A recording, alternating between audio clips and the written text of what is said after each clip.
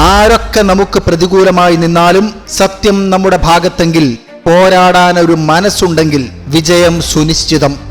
രേവതി എന്ന പെൺകുട്ടി ഇന്ന് ധീരതയുടെ പര്യായമാണ്. പോലീസ് കസ്റ്റഡിയിൽ കൊല്ലപ്പെട്ട അപ്പനും മകനും വേണ്ടി ധീരമായി നിലകൊണ്ട പോലീസുകാരി.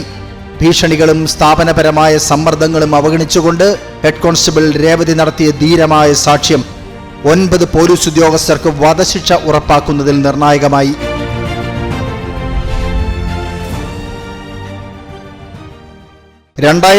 ലാണ് ജയരാജും മകൻ ബെനിക്സും അറസ്റ്റ് ചെയ്യപ്പെടുന്നത്.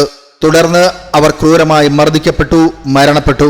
ആ സ്റ്റേഷനിൽ പുതിയതായി ജോലിക്കെത്തിയതായിരുന്നു രേവതി എന്ന പോലീസുകാരി. ഈ കേസ് മായ്ച്ചു കളയണമെങ്കിൽ അവൾ വിചാരിച്ചാൽ മതിയാകുമായിരുന്നു. എന്നാൽ എല്ലാ റിസ്കുകളും എടുത്ത് സത്യത്തിനൊപ്പം നിൽക്കാൻ അവൾ ധൈര്യം കാണിച്ചു. സത്യസന്ധത പുലർത്തുന്നവർ പോലീസിലുണ്ട് എന്നതിന് തെളിവാണിവൾ. കുറ്റാരോപിതരായ ഉദ്യോഗസ്ഥർ മുതിർന്നവരും സ്വാധീനമുള്ളവരുമായിരുന്നു. പക്ഷേ വെറുമൊരു ജൂനിയർ കോൺസ്റ്റബിളായ രേവതിയുടെ നിശ്ചയദാർഢ്യം അവരെ ഇരുമ്പഴികൾക്കുള്ളിലേക്ക് എത്തിച്ചു. കേസ് അന്വേഷിക്കുവാൻ ജുഡീഷ്യൽ മജിസ്ട്രേറ്റ് MS ഭാരതിദാസൻ എത്തിയപ്പോൾ, സർ, ഞാൻ നിങ്ങളോടെല്ലാം പറയാം, മറച്ചുവെക്കപ്പെട്ട സത്യങ്ങളും ഞാൻ പറയാം എന്നവൾ പറഞ്ഞു. പക്ഷെ ഞാൻ 2 പെൺകുട്ടികളുടെ അമ്മയാണ്. എന്റെ കുട്ടികളുടെയും എന്റെ ജോലിയുടെയും സുരക്ഷ നിങ്ങൾ ഉറപ്പ് നൽകണം. മജിസ്ട്രേറ്റ് അവർക്ക് ഉറപ്പ് നൽകി. ആ രാത്രിയിലെ ക്രൂരത, അപ്പനെയും മകനെയും നിരന്തരം മർദ്ദിച്ചതും പിന്നീട് ജുഡീഷ്യൽ കസ്റ്റഡിയിൽ വിട്ടതും അവൾ ഓരോ മിനിറ്റിലും വിവരിച്ചു. ദിവസങ്ങൾക്കുള്ളിലാണ് ഇരുവരും മരണപ്പെടുന്നത്.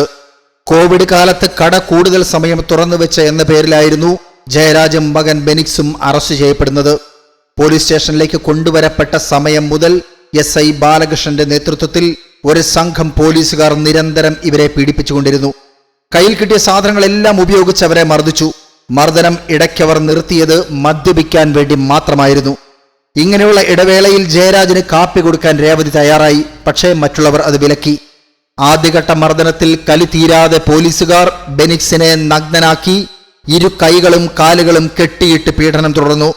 ഇതെല്ലാം കണ്ടു നിൽക്കാനാവാതെ രേവതി അവിടെ നിന്നും വീട്ടിലേക്ക് മടങ്ങിപ്പോയി.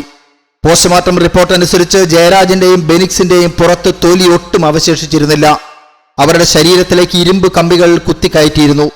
അവരുടെ മലദ്വാരത്തിൽ നിന്ന് ചോര പുറത്തേക്ക് വന്നിരുന്നു. മർദ്ദനത്തിനു ശേഷം പോലീസ് സ്റ്റേഷൻ അടിച്ചു തുടച്ച് വൃത്തിയാക്കി വെച്ചിരുന്നു ക്രൂരന്മാരായ ആ പോലീസുകാർ. ആരും ഒന്നും കണ്ടിട്ടില്ല, ഒന്നും പുറത്ത് പറഞ്ഞു പോകരുത് എന്നവർ കൂടെ ഉണ്ടായിരുന്ന മറ്റ് പോലീസുകാർക്ക് വാണിംഗ് കൊടുത്തു. പക്ഷേ രേവതി അവൾ താൻ കണ്ടതെല്ലാം അതുപോലെ തന്നെ മജിസ്ട്രേറ്റിന് മുന്നിൽ പറഞ്ഞു, ഒപ്പിട്ട് കൊടുത്തു. അന്വേഷണ ഉദ്യോഗസ്ഥർ വന്നപ്പോൾ ഭിത്തിയിലെ വിടവുകളിൽ നിന്നും ഫർണിച്ചറുകളുടെ അടിയിൽ നിന്നും സ്റ്റേഷനിലുള്ള മറ്റ് വസ്തുക്കളിൽ നിന്നും മരിച്ചവരുടെ DNA സാമ്പിളുകൾ എടുക്കാനും രേവതി സഹായിച്ചു. മറ്റ് പോലീസുകാർ അവളെ ഭീഷണിപ്പെടുത്തിക്കൊണ്ടിരുന്നു. തെറിയഭിഷേകം നടത്തി പണം കൊണ്ടും പദവി കൊണ്ടും അവളെ സ്വാധീനിക്കാൻ ശ്രമിച്ചു. പക്ഷേ അവൾ സത്യത്തിനു വേണ്ടി നിലകൊണ്ടു. അവൾ മജിസ്ട്രേറ്റിനോട് പറഞ്ഞതെങ്ങനെയാണ്: ഞാൻ രാത്രി 8:50 സ്റ്റേഷനിലെത്തി. ആ സമയം അകത്തു നിന്നും ആരോ നിലവിളിക്കുകയും കരയുകയും ചെയ്യുന്ന ശബ്ദം കേട്ടു. അമ്മയെ വേദനിക്കുന്നു, എന്നെ വിടൂ, ദയവായി എന്നെ വിടൂ, ഞാൻ ചെയ്തത് ശരിക്കും ഒരു തെറ്റാണ് എന്ന്. ഇതിനിടയിൽ സ്റ്റേഷൻ വളപ്പിലേക്ക് പ്രവേശിച്ച സബ് ഇൻസ്പെക്ടർ ബാലകൃഷ്ണന്റെ ശബ്ദം മങ്ങിയതായി കേൾക്കാമായിരുന്നു. ഞാൻ എത്തിയപ്പോൾ അവർ ആ വ്യക്തിയെ കഠിനമായി മർദ്ദിച്ചു. അവന്റെ രക്തം ഒഴുകിക്കൊണ്ടിരുന്നു. കുറച്ചു സമയത്തിന് ശേഷം അവർ അവനെ അടിച്ച് നിലത്തിട്ടപ്പോൾ ഇൻസ്പെക്ടർ അതേ പരിക്കേറ്റ വ്യക്തിയെ കൊണ്ടുതന്നെ നിലത്ത് വീണ് രക്തം വൃത്തിയാക്കിച്ചു. പീഡനം സഹിക്കാൻ കഴിയാതെ 2 പേരും പലപ്പോഴും അബോധാവസ്ഥയിലായിരുന്നു. 2020 ജൂണിലാണ് കസ്റ്റഡി പീഡനത്തെ തുടർന്ന് ബെനിക്സും പിതാവ് P ജയരാജും മരിച്ചത്. മജിസ്ട്രേറ്റുമൊത്ത് തെളിവെടുപ്പിന്റെ സമയത്തും ഭീഷണി അവൾക്ക് നേരിടേണ്ടി വന്നു. തെളിവുകൾ നശിപ്പിക്കാൻ സാധ്യതയുണ്ട് എന്നതിനാൽ അന്വേഷണ മുറിക്ക് പുറത്ത് മറ്റൊരു കാവൽക്കാരനെ മജിസ്ട്രേറ്റിന് നിയമിക്കേണ്ടി വന്നു. മദ്രാസ് ഹൈക്കോടതിയുടെ ഉത്തരവിനെ തുടർന്ന് ജില്ലാ ഭരണകൂടം അവർക്ക് സംരക്ഷണം നൽകി.